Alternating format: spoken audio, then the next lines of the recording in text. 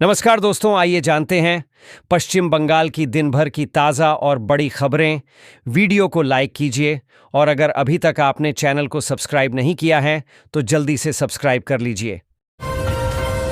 बंगाल लौटने वाले प्रवासी श्रमिकों को हर महीने मिलेंगे 5,000 रुपए। कोलकाता मुख्यमंत्री ममता बनर्जी ने सोमवार को पश्चिम बंगाल लौटने वाले प्रवासी मजदूरों के पुनर्वास के लिए श्रमश्री योजना की घोषणा की। मुख्यमंत्री ने आरोप लगाया कि भाजपा शासित राज्यों में प्रवासी मजदूर पूर्व नियोजित हमलों का सामना कर रहे हैं। राज्य सचिवालय नबान्न में कैबिनेट की बैठक के बाद संवाददाताओं से बातचीत में सुश्री बनर्जी ने कहा कि राज्य सरकार की ओर से पश्चिम बंगाल के प्रवासी श्रमिकों के लिए श्रमश्री योजना की शुरुआत की गई है। इस योजना के तहत प्रवासी श्रमिकों के बंगाल में वापस लौटकर आते ही एकमुश्त 5,000 रुपये प्रदान किए जाएंगे। संविदा कर्मियों को भी मिलनी चाहिए स्थायी जैसी सुविधाएं। पश्चिम बंगाल सरकार को बड़ा झटका। कोलकाता। देश की सर्वोच्च अदालत सुप्रीम कोर्ट ने पश्चिम बंगाल सरकार और राज्य के संविदा कर्मचारियों के बीच लंबे समय से चल रही कानूनी लड़ाई में ऐतिहासिक फैसला सुनाया है। सुप्रीम कोर्ट ने सोमवार को पश्चिम बंगाल सरकार द्वारा दायर उस अपील को खारिज कर दी है जिसमें सरकार ने संविदा कर्मचारियों को सुविधाएं देने से इनकार कर दिया था। गौरतलब है कि राज्य के विभिन्न विभागों में कार्यरत संविदा कर्मचारियों ने स्थायी कर्मचारियों की भांति सुविधाएं व लाभ की मांग करते हुए हाईकोर्ट में याचिका दायर की थी। केंद्र सरकार की वजह से अधर में अटकी है घाटाल मास्टर प्लान योजना। कोलकाता। राज्य सरकार ने सोमवार को कलकत्ता हाईकोर्ट में हलफनामा देकर बताया है कि केंद्र सरकार की वजह से घाटाल मास्टर प्लान अधर में अटकी हुई है। सोमवार को न्यायमूर्ति सुजॉय पाल की खंडपीठ ने कहा कि केंद्र सरकार को इस मामले में शामिल किया करना होगा। अगले 4 हफ्तों में मामले की फिर से सुनवाई होने की संभावना है। गौरतलब है कि घाटाल मुख्य रूप से शिलावती, कंसाबती और द्वारकेश्वर नदियों के पानी के कारण हर वर्ष बाढ़ की स्थिति पैदा हो जाती है। आरोप है कि केंद्र की वित्तीय कमी के कारण घाटाल मास्टर प्लान को लागू नहीं किया गया है। मुख्यमंत्री समश्री योजना पश्चिम बंगाल सरकार द्वारा वरिष्ठ नागरिकों के लिए एक कल्याणकारी योजना है जिसका उद्देश्य 65 वर्ष से अधिक आयु के लोगों को चिकित्सा उपकरण खरीदने या मानसिक स्वास्थ्य केंद्रों और योग केंद्रों के माध्यम से प्रशिक्षण प्राप्त करने के लिए वित्तीय सहायता प्रदान करना है।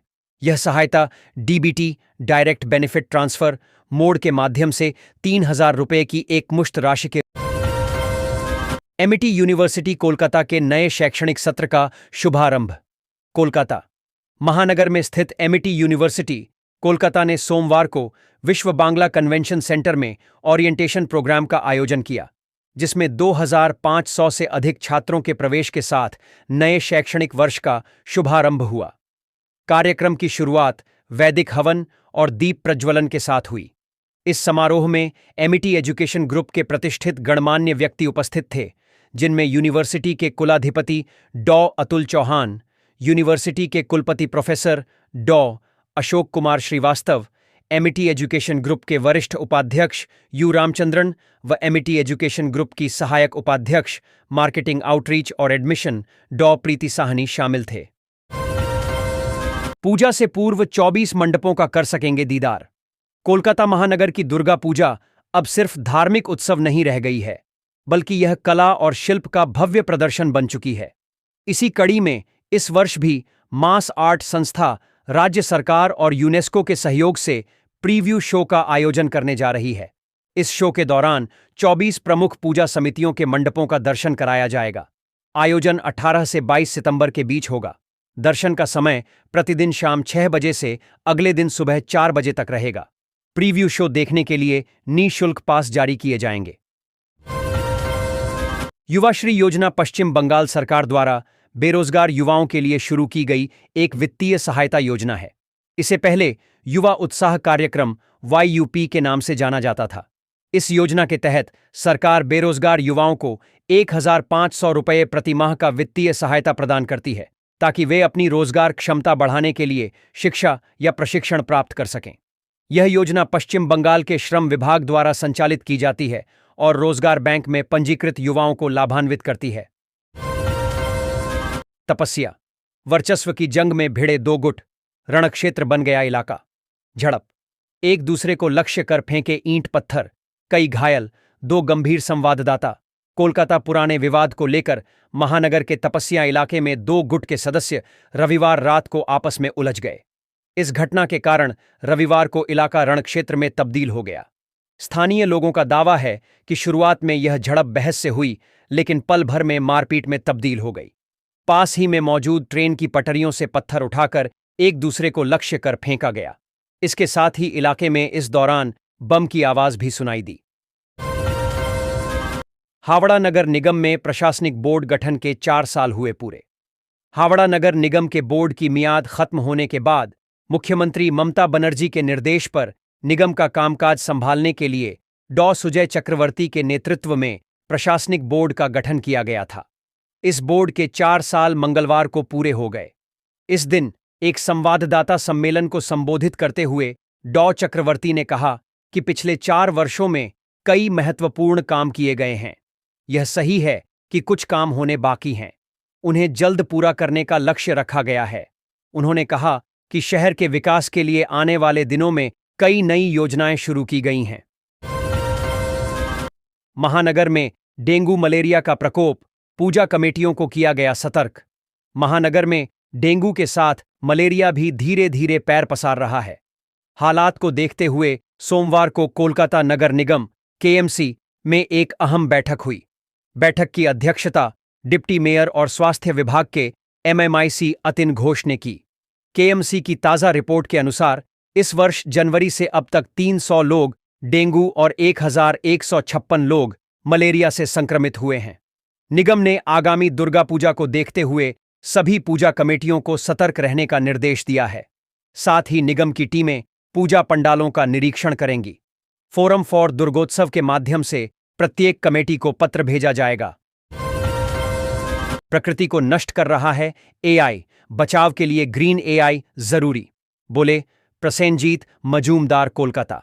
ग्लोबल वार्मिंग, जलवायु परिवर्तन और पिघलते ग्लेशियरों के पीछे भी एआई एक कारण है जो प्रकृति को नष्ट कर रहा है। बचाव के लिए ग्रीन एआई पर जोर देना बेहद जरूरी है।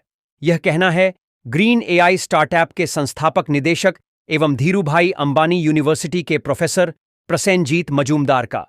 सोमवार को मिंटो पार्क स्थित नए कार्यालय से पर्यावरण जागरूकता अभियान की शुरुआत करते हुए उन्होंने कहा कि आर्टिफिशियल इंटेलिजेंस एआई पल भर में हजारों कर्मचारियों का काम कर रहा है, जिससे आईटी क्षेत्र में छंटनी भी बढ़ रही है। भंग की जाए लोकसभा, फिर पूरे देश में हो एसआईआर, ममता बनर्जी के भतीजे ने की बड़ी मांग। तृणमूल कांग्रेस के महासचिव अभिषेक बनर्जी ने बुधवार को कहा कि मतदाता सूची का निष्पक्ष विशेष गहन पुनरीक्षण एसआईआर कराने की दिशा में लोकसभा को भंग करना पहला कदम होना चाहिए। तृणमूल कांग्रेस सुप्रीमो और पश्चिम बंगाल की मुख्यमंत्री ममता बनर्जी के भतीजे ने सोशल मीडिया मंच एक्स पर कहा कि एसआईआर को पूरे देश में लागू किया जाना चाहिए, न कि केवल चुनिंदा चुनावी राज्यों में। नदिया के कुछ हिस्सों में 18 अगस्त को मना स्वतंत्रता दिवस। नदिया जिले के कुछ हिस्सों में 15 अगस्त नहीं बल्कि 18 अगस्त को स्वतंत्रता दिवस मनाया जाता है। इसके पीछे एक लंबा इतिहास है। 15 अगस्त 1947 को पूरे देश में आजादी की तैयारियां चल रही थीं। तभी एक घोषणा ने नदिया के लोगों की खुशी को गम में बदल दिया था। बाद में यानी 18 अगस्त को पुण्य नदिया के एक बड़े हिस्से को भारत में शामिल कर लिया गया। इस वजह से यहां हर साल 18 अगस्त को स्वतंत्रता दिवस मनाया जाता है। पूर्व शिक्षा मंत्री पार्थ चटर्जी को सुप्रीम कोर्ट से मिली जमानत, लेकिन रिहाई अभी नहीं। कोलकाता पश्चिम बंगाल शिक्षक नियुक्ति घोटाले से संबंधित भ्रष्टाचार से जुड़े सीबीआई के मामले में पूर्व शिक्षा मंत्री पार्थ चटर्जी को सुप्रीम कोर्ट से राहत मिली है। सुप्रीम कोर्ट के जस्टिस एमएम सुंदरेश की अध्यक्षता वाली बेंच ने सोमवार को मामले की सुनवाई करते हुए पार्थ चटर्जी समेत मामले में अन्य आरोपियों को जमानत दे दी है। पार्थ चटर्जी ने 2022 के मामले में केंद्रीय जांच ब्यूरो सीबीआई की जांच को चुनौती दी थी। उनके साथ पूर्व कुलपति सुबीरेश भट्टाचार्य और अधिकारी शांति प्रसाद सिन्हा को भी जमानत मिली है। गंगासागर मेले को राष्ट्रीय दर्जा देने की योजना नहीं। केंद्र। मुख्यमंत्री ममता बनर्जी ने दक्षिण 24 परगना जिले के सागर द्वीप में आयोजित होने वाले वार्षिक गंगासागर मेले को राष्ट्रीय मेले का दर्जा देने की मांग करते हुए कई बार आवाज उठाई है।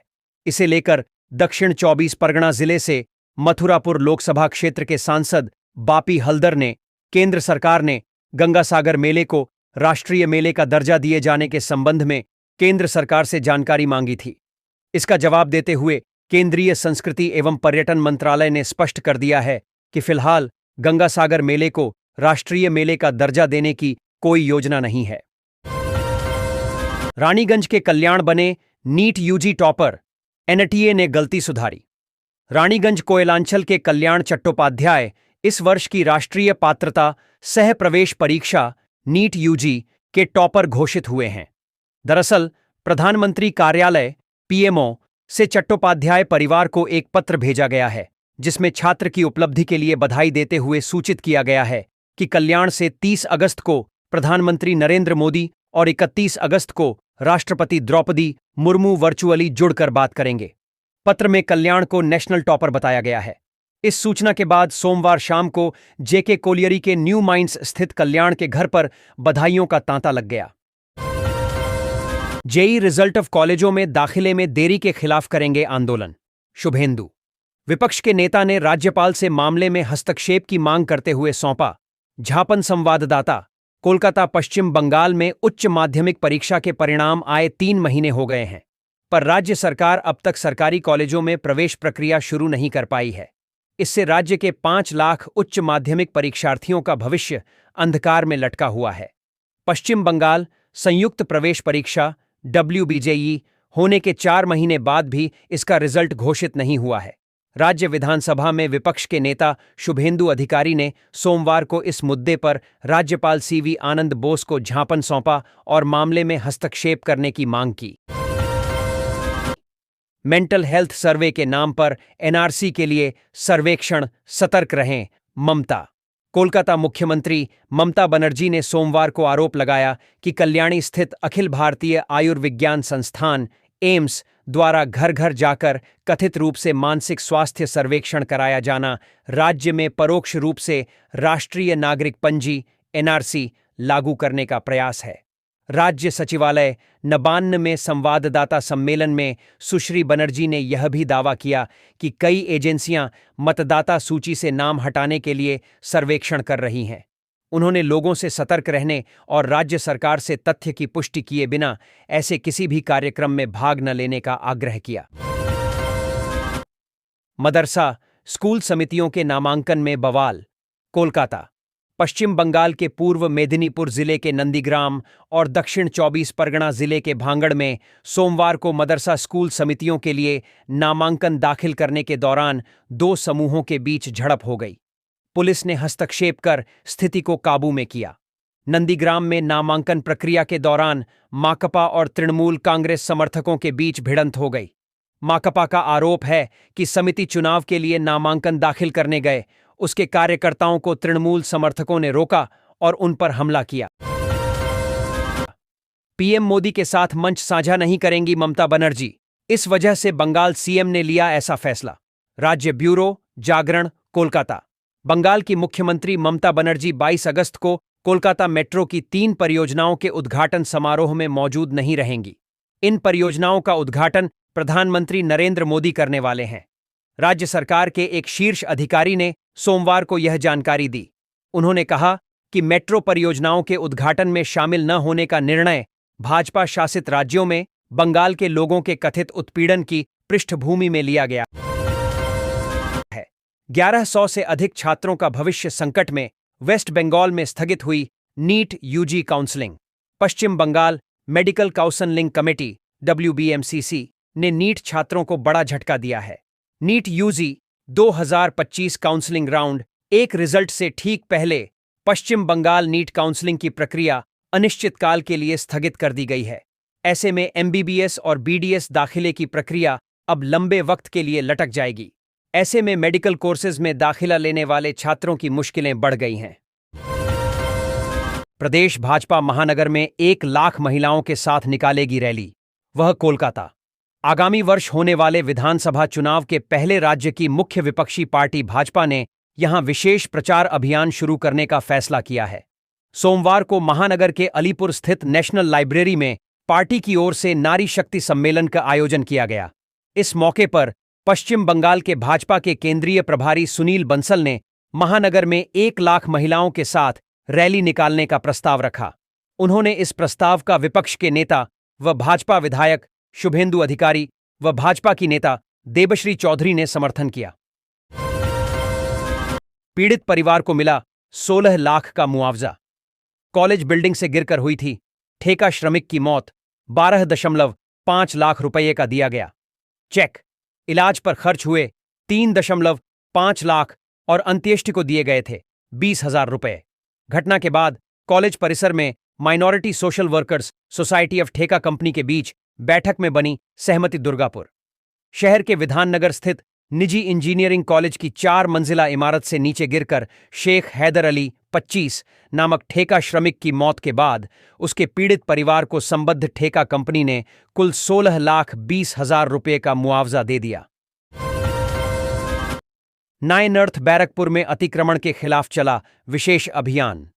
नाय नॉर्थ बैरकपुर नगरपालिका क्षेत्र में सोमवार को पालिका और पुलिस प्रशासन की ओर से घोषपाड़ा रोड इलाके में बीटी रोड के दोनों किनारों पर सरकारी जमीन पर अतिक्रमण के खिलाफ विशेष अभियान चलाया गया। नाय नॉर्थ बैरकपुर नगरपालिका के अधिकारियों के साथ नोआपाड़ा थाने की पुलिस ने अवैध कब्जा वाले दुकानों और घरों पर बुलडोजर चलाया।